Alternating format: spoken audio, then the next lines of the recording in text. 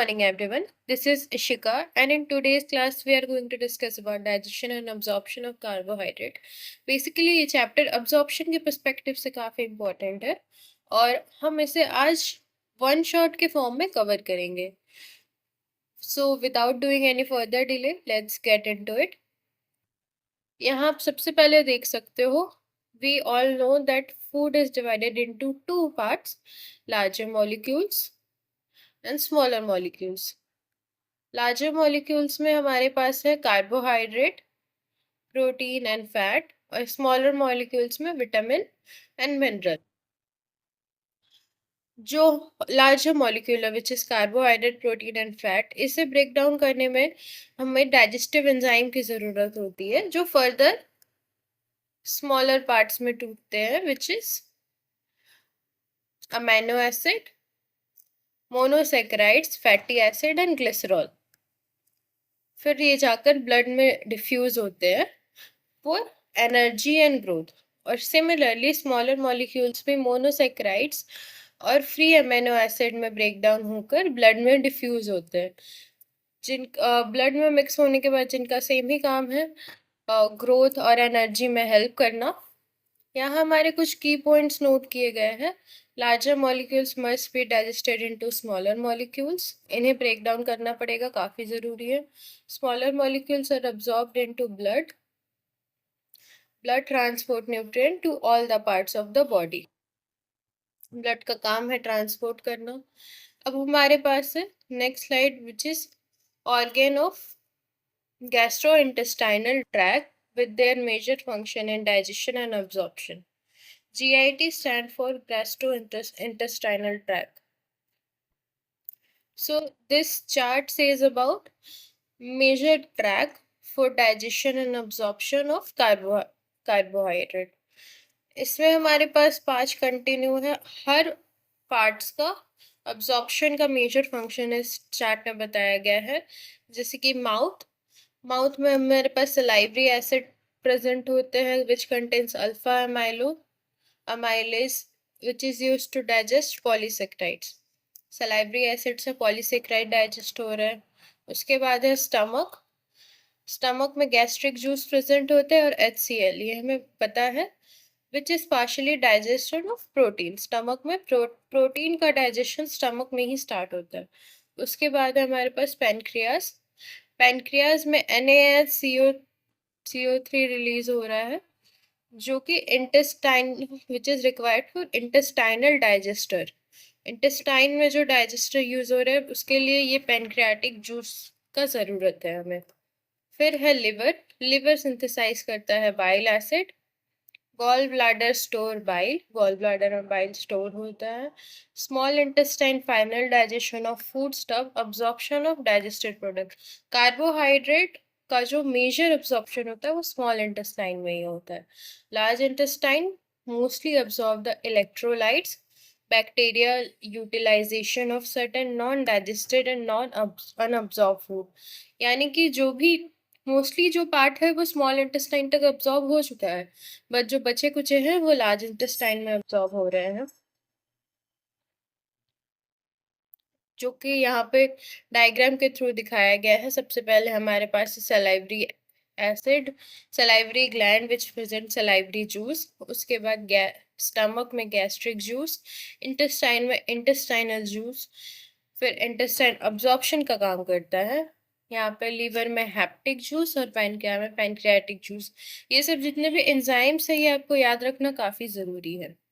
उसके बाद है हमारे पास digestion of carbohydrate. Majorly carbohydrate 3 parts में डिवाइड होता है: पॉलीसेक्राइड, डाइसेक्राइड एंड मोनोसेक्राइड.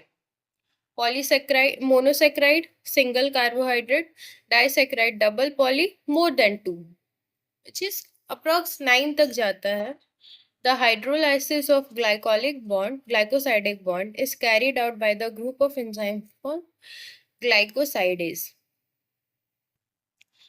जो ग्लाइकोलिक बॉन्ड का ब्रेकडाउन हो रहा है वो मेजरली ग्लाइकोसाइडेज से हो रहा है. अब हमारे पास है कार्बोहाइड्रेट जो कि हमारे डाइट में प्रेजेंट होते हैं: monosaccharide, disaccharide and polysaccharide. Monosaccharide को हम सिंपल फॉर्म में सिंगल शुगर यूनिट होता है, Disaccharide, two monosaccharides which are linked together. Polysaccharide, long chain of monosaccharide.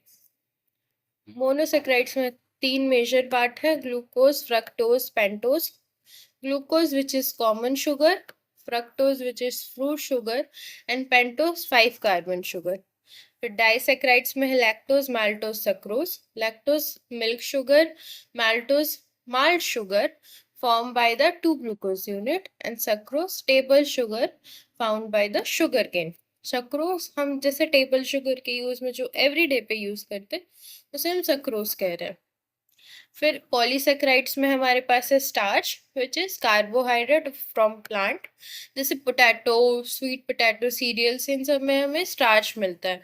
और glycogen stored carbohydrate in animal, mainly store in liver and muscles. जो कि fat के form में शुगर स्टोर हो रहा है उसे हम ग्लाइकोजन कहेंगे, जो कि एनिमल्स में स्टोर हो रहा है मेनली. यहाँ पे आपको तीनों कार्बोहाइड्रेट, मोनोसेक्राइड, डाइसेक्राइड और पॉलीसेक्राइड का एग्जाम्पल्स याद रखने हैं. ये 3 3 6 2 8 8 ही एग्जाम्पल्स है. ये आठों आपको ऐसे फिंगर टिप्स पे होने चाहिए. फिर की पॉइंट है कुछ यहाँ पे दिए गए हैं. In gastrointestinal tract, all complex carbohydrates are converted to simple monosaccharides. The absorption form. Simple monosaccharides में ये अब्जॉर्ब होते हैं, ये हमने समझ लिया है. All complex carbohydrates are stored in simple monosaccharides. That's it. Digestion in the mouth. Carbohydrate का डाइजेशन माउथ से स्टार्ट होता है. इंटेस्टाइन, स्मॉल इंटेस्टाइन में मेजर पार्ट कंप्लीट हो जाता है और प्रोटीन का डाइजेशन स्टमक में स्टार्ट होता है. ये की पॉइंट्स है which you have to remember. Digestion of carbohydrates start in mouth. Food undergo mouth mastication, मतलब breakdown. During mastication, which is chewing, food comes in contact with saliva secreted by salivary gland. Food जो है वो saliva में saliva के contact में आता है और सलाइवा से मिक्स होता है, क्योंकि फूड्स जो कि हम इनटेक कर रहे हैं, लेट्स टेक एग्जांपल कि हम स्टार्च इनटेक कर रहे हैं, राइस, व्हीट, पोटैटो, एनीथिंग, वो ब्रेक डाउन होके माउथ में by the process of chewing salivary enzyme से वो मिल रहा है. उसके बाद है saliva contain the carbohydrate splitting enzyme salivary amylase which is ptyalin. Ptyalin एक सलाइवरी एंजाइम एमाइलेज है, सलाइवरी एंजाइम है जो कि फूड को डाइजेशन में, फूड के अब्जॉर्प्शन में काफी ज्यादा मेजर रोल प्ले कर रहा है. अब यहाँ पे हम देखते हैं action of salivary amylase ptyalin. It is an amylase required calcium ion to activate the optimum. Mouth का हमारा pH होता है 6.7, we all know that. और सलाइवरी एमाइलेज एक सो यहाँ हमारे पास है actions of salivary amylase which is ptyalin, which is first slide. Salivary ions work actively when calcium ions activated. Calcium ions के प्रेजेंस में सैलिवरी एमाइलेज ज़्यादा अच्छी तरीके से काम करता है. जैसे कि हमारे माउथ का पीएच है 6.7, we all know that it is basic. Salivary amylase hydrolyses 1:6 glycosidic bonds of polysaccharides.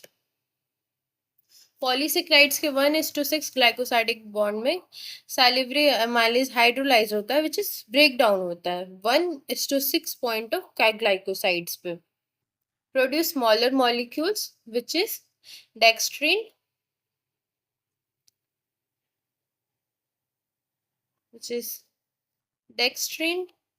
maltase, maltodextrose and glucose. Smaller form में ब्रेक डाउन हो रहा है, जो कि हमारे पास ये 4 पॉइंट्स है. Salivary amylase action stops in stomach at low pH. Stomach का पीएच एसिडिक होता है तो वहां पे सैलिवरी एमाइलेज का एक्शन अच्छी तरीके से परफॉर्म नहीं हो पाता है, यानी वो रुक जाता है. फिर हमारे पास digestion of glycogen by alpha amylase.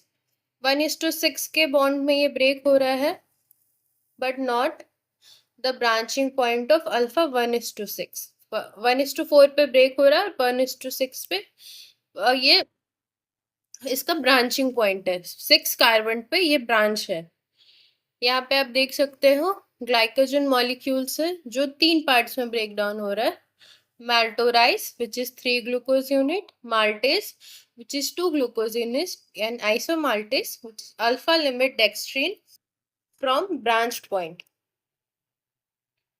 Okay. अब अल्फा अमाइलेज के प्रेजेंट में ये पूरा प्रोसेस हो रहा है। यहाँ की पॉइंट्स दिए गए हैं which is glycogen is a highly branch polysaccharide made up of glucose unit. Alpha amylase break alpha 1:4 bond inside the chain produce smaller fragments. Alpha 1:6 के बॉन्ड में ये ब्रेक हो रहा है और जहां से स्मॉलर फ्रेगमेंट्स बन रहा है। और जो 1:6 कार्बन पॉइंट 6 कार्बन है वहां से ब्रांच आ रहा है। ये जो ब्रांच आप देख रहे हो दिस इज द ब्रांच जो 6 कार्बन के पॉइंट पे आ रहा है। ओके। अब यहाँ पे समरी दी गई है इस पूरे डायग्राम का जो कि आप रीड कर सकते हो। हम आगे चलते हैं। Digestion in the stomach, no carbohydrate splitting enzyme in gastric juice के प्रेजेंट में ब्रेक डाउन नहीं हो रहा है। इसका एक सिंपल सा ये फॉर्मूला है, सक्रोज HCl के प्रेजेंट में ग्लूकोज और फ्रक्टोज बनाता है। यही लाइन यहाँ पे लिखी गई है। Some dietary sucrose may be hydrolyse to equimolar amount of glucose and fructose by HCl के प्रेजेंट में ब्रेक डाउन हो रहा है। ये डायग्राम शो किया गया डाइजेस्टिव ट्रैक्ट ब्लड स्ट्रीम से फ्लो होकर फिर लिवर में इन सारे न्यूट्रिएंट्स को पहुंचाते हैं। हाँ, हमारे पास है digestion in small intestine. Major part जो होता है वो स्मॉल इंटेस्टाइन में हो जाता है। स्मॉल इंटेस्टाइन के 3 पार्ट्स है which we all know that duodenum, jejunum, ileum. Jejunum was the top most, फिर ड्यूडेनम, फिर इलियम। इलियम का काम होता है एब्जॉर्प्शन करना। Food bolus in duodenum mixes with pancreatic juice. Duodenum में जो फूड आया है वो पैनक्रियाटिक जूस से मिक्स होकर, मतलब वो ऑलरेडी मिक्स होकर आया है। Pancreatic juice contain pancreatic amylase, पता है हमें। Similarly to salivary amylase. यहाँ जो इंटेस्टाइन में आया है, यहाँ जो फूड आया है इंटेस्टाइन में, इसमें pancreatic amylase, salivary amylase, HCl के थ्रू जो ब्रेक डाउन हुआ था स्टमक में वो सब कंटेन होकर स्मॉल इंटेस्टाइन में है। इसीलिए मेजर अब्जॉर्प्शन जो होता है वो स्मॉल इंटेस्टाइन में ही होता है। Action of pancreatic amylase. It is an alpha amylase, optimum pH 7.1। Pancreatic amylase का pH से 7.1। यहाँ भी कैल्शियम आयन की जरूरत होती है। कैल्शियम आयन के प्रेजेंट पे ज्यादा एक्टिवली वर्क करता है। It specifically hydrolyze at 1:4 glycosidic bond, not 1:6।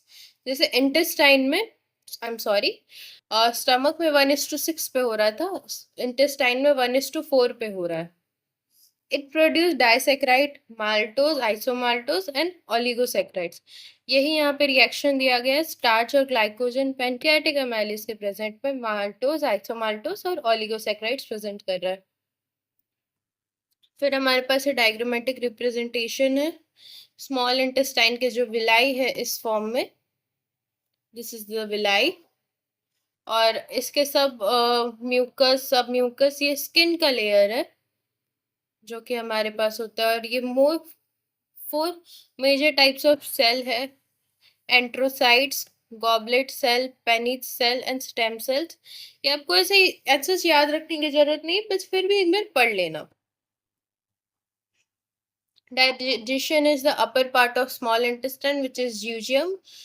Intestine के अपर, स्मॉल इंटेस्टाइन का जो अपर पार्ट होता है जो जे शेप का होता है, इस जे शेप का जो यहाँ आता है इसे हम ज्यूजियम कहते हैं, जहां से कनेक्ट होता है। Okay. Digestion of carbohydrate mainly takes place in the small intestine by pancreatic amylase।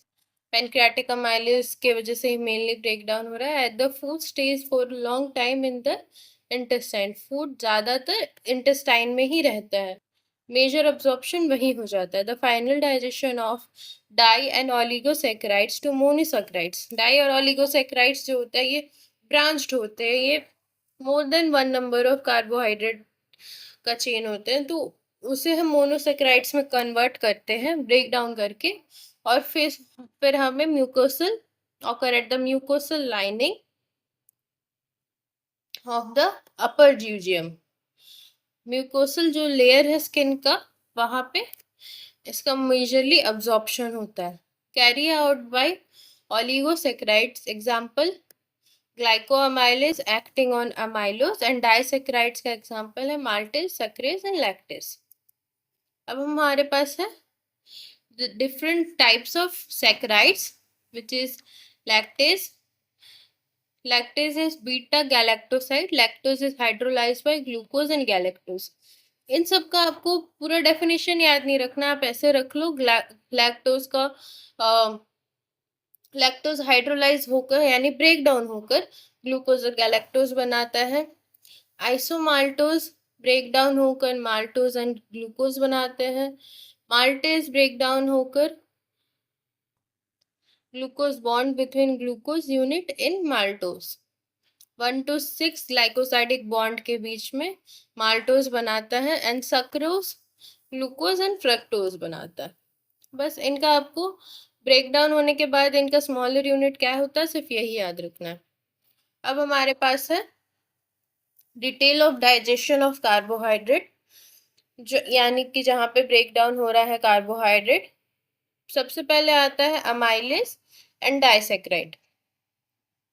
ये टू मेजर पार्ट्स में डिवाइड हो रहा है, which is amylase and disaccharide. Amylase convert polysaccharide to disaccharide. So two types of enzyme which are amylase and disaccharides.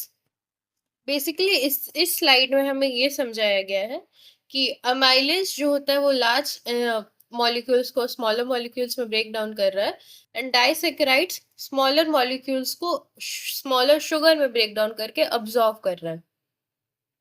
यहाँ पे पहले आप देख सकते हो amylase convert polysaccharide to disaccharide. Amylase का काम है पॉलीसेक्राइड को डाइसेक्राइड में बदलना, which is with the help of salivary amylase and pancreatic amylase. और यहाँ पे डाइसेक्राइड का convert disaccharide to monosaccharide which is finally absorbed. इसके चार यहाँ पे एग्जाम्पल्स दिए, maltase, sucrase, lactase and isomaltase. Maltase जो होता है वो हमारे पास यहाँ माल्टोज से कन्वर्ट होके ग्लूकोज में बनता है, नोट नहीं किया हुआ बट आप समझ सकते हो। सक्रोज जो होता है, सक्रोज ग्लूकोज और फ्रक्टोज से मिलके बना होता है। लैक्टोज ग्लूकोज और गैलेक्टोज से मिलके बना होता है, और आइसोमाल्टेज डायरेक्टली ग्लूकोज में कन्वर्ट हो जाता है। इसके बाद है हमारे पास absorption of carbohydrate. The principal monosaccharide product produced by the digestion of carbohydrate are glucose, galactose and galactase. ये बेसिक्स है, मतलब स्मॉलर यूनिट है जो कि इजिली अब्सॉर्ब हो रहे हैं। Glucose account of 80% of total monosaccharides. 80% glucose ही है मोनोसेक्राइड्स में, 80% टोटल ग्लूकोज ही है। Absorption occur mostly at the duodenum and upper duodenum, intestine में अब्सॉर्ब होता है। Only monosaccharides are absorb by the intestine. The monosaccharide, the absorption rate is maximum at for galactose, moderate for glucose and minimum for fructose. सबसे ज़्यादा galactose absorb हो रहा है, फिर glucose और then fructose. Mechanism of absorption, digestion हमने देख लिया breakdown किस किस तरीके से हो रहा है। अब हम यहाँ से देखेंगे absorption. Different sugar possesses different mechanism of their absorption. Glucose is transported into the intestinal mucosal cells. Glucose जो इंटेस्टाइन के म्यूकोसल सेल में ट्रांसफर हो रहा है with a carrier that is required energy into this process. यही line यहाँ पे mention की गई है। Monosaccharides the end product of carbohydrate digested entire digestion. Monosaccharides, which is the end product of carbohydrate digestion, enter the capillary of the intestinal valley. Valley में जाके वो absorb हो रही है, जो कि यहाँ पे देख सकते हो स्मॉल इंटेस्टाइन से आया, दिस इज द विलाई, और विलाई में अब्सॉर्ब होकर फिर लिवर में जा रहा है, वेयर लिवर में हमारे ग्लूकोज, फ्रक्टोज और गैलेक्टोज के फॉर्म में अब्जॉर्ब हो रहा है। सबसे ज्यादा ग्लूकोज होता है, फिर गैलेक्टोज, देन फ्रक्टोज। यहाँ पे ग्लूकोज ट्रांसपोर्ट के 5 मेजर पार्ट्स दिए हुए हैं। ये आपको इन डेप्थ नहीं जाना है, बस इतना जान लो। ग्लूट का मतलब यही बताया गया है, ग्लूकोज ट्रांसपोर्ट। इसके 5 फॉर्म्स है, G1, GLUT1, GLUT2, GLUT3 and GLUT4। Basically आप ऐसा समझ लो कि ग्लूट एक डोर है जिसके थ्रू ग्लूकोज एंटर कर रहा है। GLUT1 में हमारे पास यहाँ दिया हुआ है ब्लड।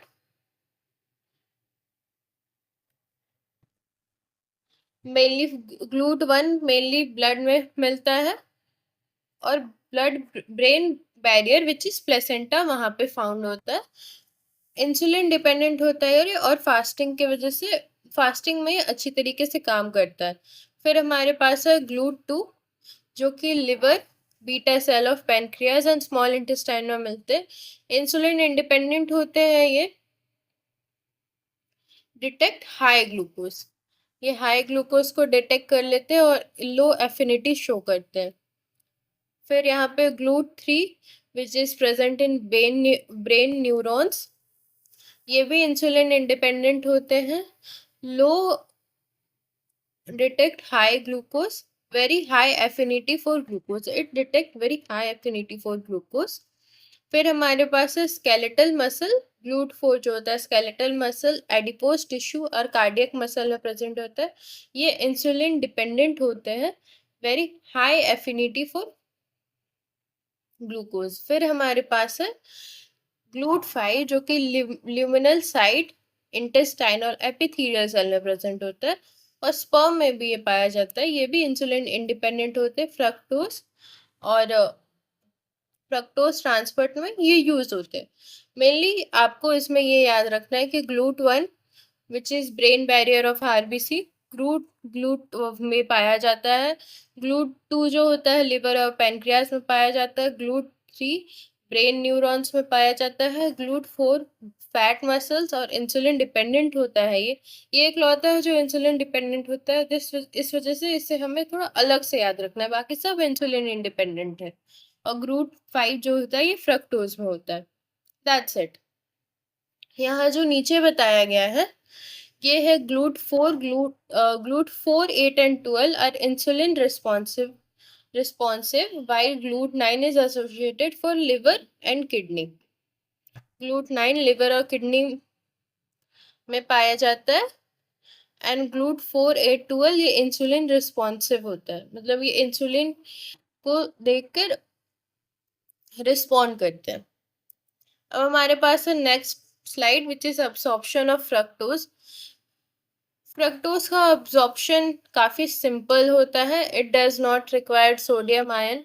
जैसे हमें उधर कैल्शियम आयन की ज़रूरत थी, कैल्शियम आयन में ज़्यादा अच्छी तरीके से वर्क करता था, फ्रक्टोज में वैसा कुछ सीन नहीं है। ट्रांसपोर्ट व facilitated diffusion mediated by a carrier, एक कैरियर की वजह से ज़्यादा अच्छी तरीके से डिफ्यूज होता है। Insulin inside the epithelial cell, most of the fructose is converted to glucose। epithelial cell के अंदर ये मोस्टली प्रेजेंट होता है। The later then enter the circulation, फिर ये ब्लड के थ्रू सर्कुलेशन में पार्ट लेता है। Pentose are absorb by the process of simple diffusion. इसका अब्सॉर्प्शन का प्रोसेस ही काफी सिंपल है, उतना ज्यादा इसमें अप्स एंड डाउन्स नहीं है। अब है हमारे पास factor influencing rate of absorption. Absorption में मेजरली 6 पार्ट्स इंपॉर्टेंट है, which is mucosal membrane. Mucous membrane is not healthy, absorption will decrease, यहाँ पे अब्जॉर्प्शन कम हो जाता है। फिर हमारे पास है thyroid hormone, increase absorption of hexose and act on intestinal mucus. Intestinal mucus के ऊपर इसका मेजर रोल होता है। फिर एड्रेनल कॉर्टेक्स है हमारे पास, विच इज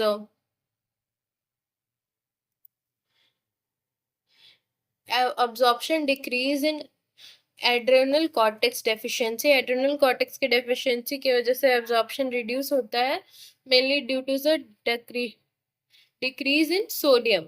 सोडियम जब कम हो जाता है जिसकी वजह से इम्बैलेंस होता है, इसी वजह से एड्रेनल कॉर्टेक्स में अब्जॉर्प्शन डिक्रीज होता है। उसके बाद है anterior pituitary, it effect mainly through the thyroid hormones. फिर vitamin, absorption is decreased in deficiency of B complex vitamins like thiamine, pyridoxine, pantothenic acid, इन सब की वजह से absorption डिक्रीज हो जाते हैं। फिर हमारे पास है इनहेरिटेड डेफिशिएंसी, मतलब पेरेंट्स के थ्रू हमें कुछ इनहेरिटेड डेफिशिएंसी मिली है, उसकी वजह से भी जैसे सक्रोज और लैक्टेज का एंजाइम जो होता है, जैसे लैक्टोज इंटॉलरेंस एक डिजीज होता है जिसके बारे में हम इसी में आगे पढ़ेंगे, और उसमें हाँ वो इनहेरिटेड होते हैं, मोस्टली लैक्टोज इंटॉलरेंस इनहेरिटेड होते हैं, और वो हम जिसकी वजह से अब्जॉर्प्शन वो रुक कम होता है। abnormality of carbohydrate digestion, abnormality का पार्ट आ गया। diseases which is defect in disaccharide result in the passage of undigested disaccharide into the large intestine। undigested जो कि बच गया, जो कि small intestine में absorb नहीं हुए हैं, वो large intestine में पास हो जाते हैं। the disaccharide draw water from the intestinal mucus by osmosis and cause osmotic diarrhoea. Water imbalance हो रहा है तो ऑस्मोसिस होगा। ऑस्मोसिस मतलब पता है कि एक सरफेस है जिसके अंदर और बाहर वाटर का इनटेक और एक्सचेंज सही तरीके से नहीं हो पा रहा, वाटर बैलेंस नहीं हो पा रहा, जिसकी वजह से ऑस्मोटिक डायरिया होता है। Bacterial action of this undigested carbohydrate leads to flatulence. Flatulence मतलब होता है पेट फूल जाना, जो हम हमारे यहाँ काफी नॉर्मल है कि खाना नहीं खाए तो पेट फूल गया या कुछ हो गया, मतलब नॉर्मल घरों में ये चीजें काफी ज्यादा नॉर्मल है। जो कहते हैं कि फिर नमक पानी देते हैं, नमक चीनी देते हैं, जिसकी वजह से फिर वो नॉर्मल हो जाता है। Flatulence is characterised by increase intestinal motility, इसमें क्रैम्प होते हैं और इरिटेशंस होते हैं। Carbohydrate not hydrolyzed by alpha amylase can be degraded by the bacteria present in ileum, जो कि अल्फा अमाइलेज में टूट नहीं सका है, वो इलियम में आकर फिर मोनोसेक्राइड्स में कन्वर्ट हो जाता है, फिर वहां पर वो अच्छे से डाइजेस्ट हो पाता है, अब्सॉर्ब हो पाता है।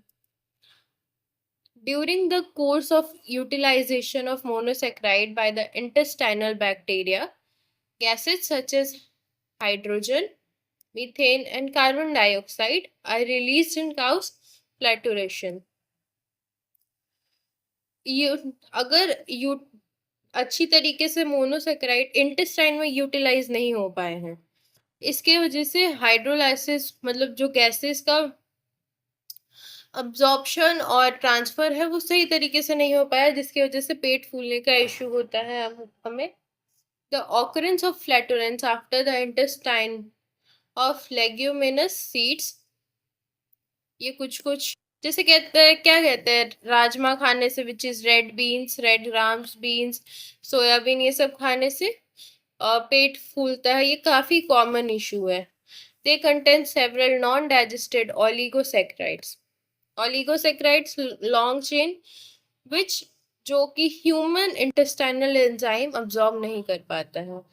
This compound are degraded and utilised by intestinal bacteria causing flatulence. Simple flatulence इन सब की वजह से होता है। Raffinose containing galactose, glucose and fructose is predominated oligosaccharide found in leguminous seed। Raffinose containing galactose, raffinose भी एक टाइप ऑफ मोनोसेक्राइड्स, मतलब ब्रांच होकर, विच इज कंटेनिंग गैलेक्टोज, इसके अंदर गैलेक्टोज होता है, ग्लूकोज एंड फ्रक्टोज होता है, जो कि लेगनम सीड के अंदर हमें मिलता है, और इससे भी डाइजेस्ट करने में काफी प्रॉब्लम होता है। लैक्टोज इंटॉलरेंस अभी बताया था, ये डिजीज होता है। लैक्टेज के अंदर बीटा गैलेक्टोसाइड्स होता है, which is deficiency more in disaccharides in human. More than half of the world adult properly affect lactose intolerance, एक डिजीज है कि किसी को दूध डाइजेस्ट नहीं हो पा रहा है, तो उसे हम लैक्टोज इंटॉलरेंस कहते हैं। Okay, just second. हाँ, some infants may have deficiency of lactase and they show intolerance of lactase in milk sugar। कुछ ऐसे भी बच्चे होते हैं जो कि पैदा होते के साथ ही उन्हें माँ का दूध डाइजेस्ट हो रहा है, पर जो गाय का दूध होता है या फिर पाउडर्ड शुगर होता है वो उन्हें डाइजेस्ट नहीं हो पा रहा है, पाउडर्ड मिल्क। इसके सिम्टम्स है डायरिया, फ्लैटुरेंस, एब्डोमिनल क्रैम्प। डायरिया बताया मैंने। डायरिया मतलब होता है कि लूज मोशन होना, फ्लैटुरेंस विच इज पेट फूलना, एंड abdominal क्रैम्प पेट में दर्द होना। ये कुछ चीज़ें नॉर्मल है। उसके बाद आते हैं हमारे पास lactose in milk can not be hydrolyse due to deficiency of lactase. Lactase के डेफिशिएंसी, लैक्टेज एक एंजाइम है जो कि हमारे बॉडी में होता है। अगर हमें दूध डाइजेस्ट नहीं हो रहा है तो उसका मेजर कारण यही है कि हमारे अंदर लैक्टेज इनफ मात्रा में नहीं है। accumulation of lactose in the intestinal tract which is osmotically active। Osmotic जो भी एक्टिविटीज हो रही हैं वो अच्छी तरीके से होंगी तो हमें ये इशू नहीं होगा। Accumulated lactose is also formed by intestinal bacteria which produce gas and other product, flatulence and abdominal pain। Lactose intolerance का भी सेम इशू होता है। कोई भी ऐसे इन अनडाइजेशन या अनअब्जॉर्प्शन का इशू हो रहा है जिसके वजह से हमें सेम एब्डोमिनल पेन और पेट फूलना ही होगा। फिर सक्रोज का डेफिशिएंसी की वजह से भी आप देख सकते हो inherited disorder sucrose digestion symptom occur in early childhood with indigestion of sugar including. Early childhood में ही पता चल जाता है हमें, इसके वजह से भी डायरिया, फ्लैटोरेशन और अब्डोमिनल क्रैम्प होते हैं। फिर डाइसेक्राइड ईयर, ये एक इशू है, मतलब एक डिजीजी काइंड ऑफ डिजीज समझ लो, जो डाइसेक्राइड के डेफिशिएंसी के कारण होता है। अब्जॉर्ब्ड इन इंटेस्टाइनल डैमेज, सीलियरी डिजीज। और ये इंटेस्टाइनल डैमेज और सीलियरी डिजीज की वजह से ही होता है। सो हियर हमारा ये चैप्टर खत्म होता है। होप आपको कुछ नया ही सीखने को मिला होगा। Till then keep learning with botany वाला। See you again.